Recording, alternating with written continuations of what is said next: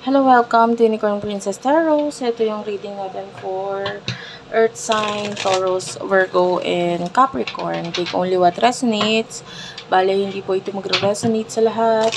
So, kunin nyo lang yung mga messages na magre-resonate para sa inyo. Sa mga hindi pa po nakaka-subscribe sa ating channel, pahit na lang ng subscribe button, notification bell.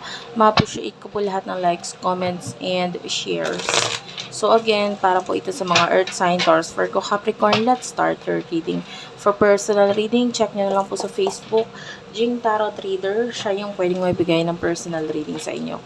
Hopefully, mag-iwan kayo ng comment sa baba po, no? Kahit po heart-heart lang, smileys. Malaking bagay na po yun sa akin. Nagpapakita yun ng malaking suporta. So, simulan na natin ang reading. This is for Earth sign, Taurus, Virgo, and Capricorn. For Earth sign, please. For Earth sign, please. Okay, your main energy is the King of Wands, the shadow side, and the Five of Pentacles. Okay. Energy naman ng person nakakonect mo.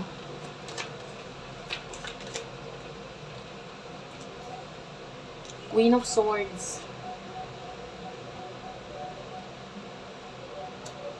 Six of Wands and the Lovers. Okay. So, actually with the King of Wands, I don't know, you could be a person na pwedeng you're an honest person eh. Yun minsan yung nagiging problem sa'yo. Kasi dahil sa pagiging honest mo, pwedeng ikaw yung nasasaktan. Pwedeng ikaw yung naloloko. Ikaw yung nawawalan. Ayan. Pwedeng marami ng bagay na nawala sa'yo dahil sa pagiging totoo mo. And you could also be a helpful person. And dahil dun sa pagbigay mo ng tulong, minsan di ka makatanggi, ayan, ikaw tuloy yung nawawalan, dahil yung iba pwedeng hindi na nababalik sa'yo. Yung iba sa inyo, for what I can see here, I don't know if you are a businessman, businesswoman, pwedeng nagkakaroon ng problems with regards to money ngayon, and kasi may mga stressful energy na nakikita tayo dito sa side mo. Your person currently, I don't know, this could be someone in the past, maybe an ex or a past person, currently is dealing with someone, pwede may kakonect siya, maybe in another relationship, kasi nakikita natin with the Queen of Swords, tas Gemini, Libra, Aquarius energy, so pwedeng kina-cut off ka niya, and then pwedeng this person is currently happy with the relationship na meron siya ngayon with the lovers, okay? And I'm seeing na ngayon hindi nagma-match yung energy ninyo nitong person na ito, and yeah, I can see a lot of distance between the two of you. Anyway, ano yung mga nasa isip mo at emotions mo?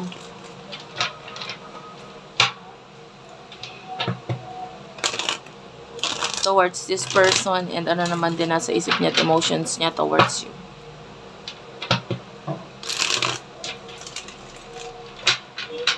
For Earth sign, please. For Earth sign, please.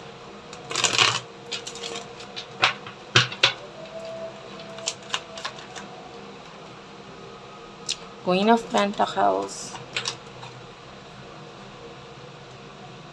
Two of Wands, the Ace of Wands. How about your person? Person na kakonect mo. The Hermit, Ace of Cups, King of Cups. Gusto ko i-clarify itong the Lovers.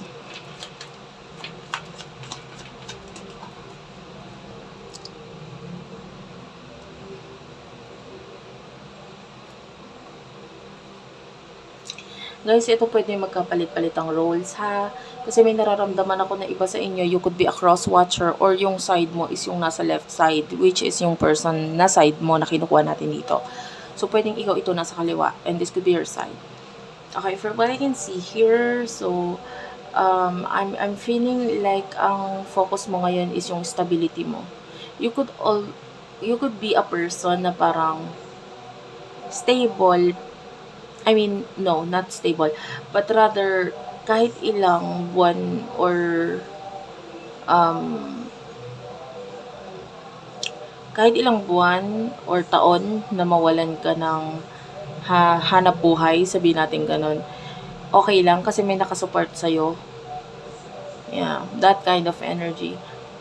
Pero of course, meron kang mga plano which is ang focus mo is to focus on this new beginning. And maybe kasi nga, may mga tao, especially a mother, yan, nakakakuha tayo ng ganong energy, na parang nandyan lang siya lagi, nakasuporta sa'yo. I do feel like you're thinking about this past person. Nag-iisip ka pa rin sa kanya na maaring nababanggit mo pa rin siya sa iba, sa mga friends mo. And there's a lot of passion na nararamdaman natin sa'yo. Pero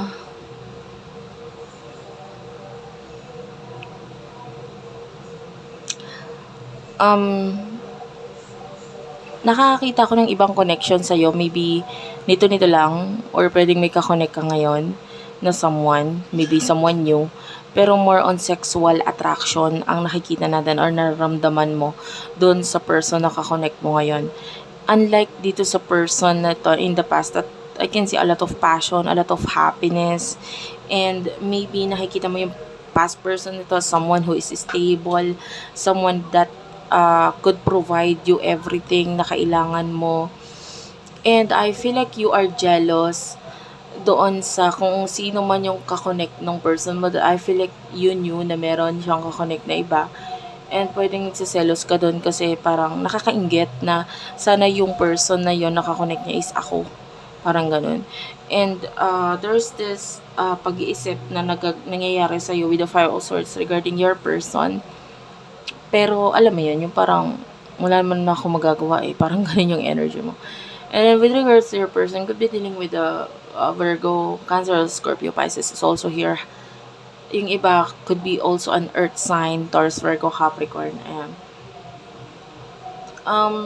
Nakikita natin yung pagmamahal na nararamdaman niya ngayon sa sarili niya, sa mga tao sa paligid niya. So kung may katahimikan man nangyayari sa inyo, maybe this person loves you, pero kung sino yung nagpapakita sa kanya na pagmamahal ngayon, nandun yung focus niya. And with regards to the other relationship na involve sa connection na ito, which is nakikita natin yung sa side ng person mo, nakikita natin ng attraction niya dun sa person na yon, and also at the same time, tinutulungan niya yung person na yon. So, maybe tinutulungan financially or whatsoever. So, nandun yung focus niya ngayon. I feel like mahal ka ng person mo in a way na mahal ka niya pero hindi niya nararamdaman yung pagmamahal pabalik sa kanya. So, it's not working, parang ganun. Or it's not going to work. So, what will happen in the near future for the both of you?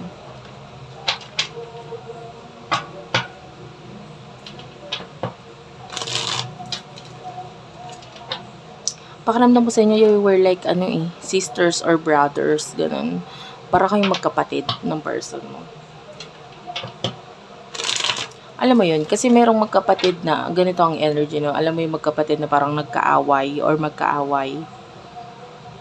Ganon, yung parang,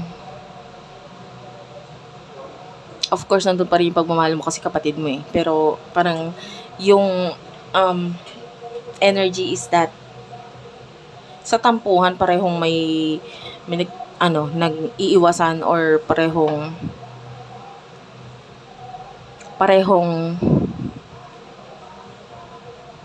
nagmamatigasan. Ganun. Kung sino man yung unang lalapit, makikipag-reconcile or whatsoever. Ganun. Ganun yung energy.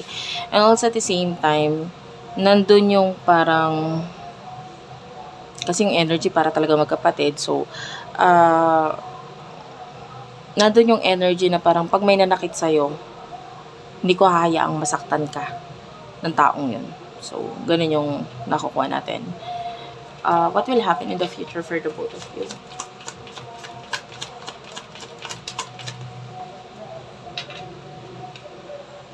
Four of Wands, Page of Swords, and the Wheel of the Year. The Wheel of the Year.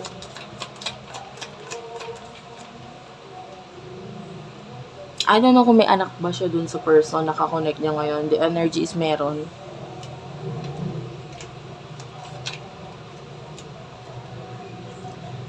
Yeah, because yung energy is nandun sa priorities niya, which is maybe children. I can see success sa side ng person. I can see growth. Yeah, can you see there's the Queen of Pentacles, nandito yung King of Pentacles. So, ang mas importante ngayon sa person mo is yung stability niya. And in the future, nandun nga, no, mas pina-priority niya ito. And nakikita natin na pwedeng, ang focus niya din is maybe children or something na nag-grow. Like, yeah, maybe kids. Nandun yung focus niya. If it's regarding career, maybe finances or career na nag-grow, so nandun din yung focus niya, maybe business, ganun. And, yeah, more on money. Kasi matagal niya nang hinintay yon, so willing pa siyang maghintay pa, no? At willing pa siyang ibigay yung best niya doon. With regards to your side, I can see changes. Paglipat ng tahanan para sa iba, paglipat ng lugar or lokasyon para sa iba. And I can see with the Page of Sword, ayan, this is like pagta-travel yan na pwedeng gamit ang eroplano. So, high chance of travel for you. Yeah, malaking pagbabago para sa'yo pagdating sa career mo, sa mga magiging buhay mo sa susunod. Kung financially nagkakaroon ka ng problem ngayon, in the future, I can see support, no? Na kahit medyo nahihirapan ka financially, may mga tao pa rin naman nakasuporta sa'yo. So, hindi ka mahihirapan ng sobrang hirap kasi nandyan pa rin naman sila to help you. Okay? And, yeah. So, that's it for now. Yung iba, high chance din na may mga aaralin ka. So, yung iba kung may plano ka mag-aral yan, malaki din yung chance ng pag-aaral for you. I don't know, maybe kailangan mo lang ng tiyaga kasi medyo parang may mga times na hindi mo maiintindihan yung mga tinuturo sa'yo. That's it for now. Thank you for watching. I love you all and bye-bye.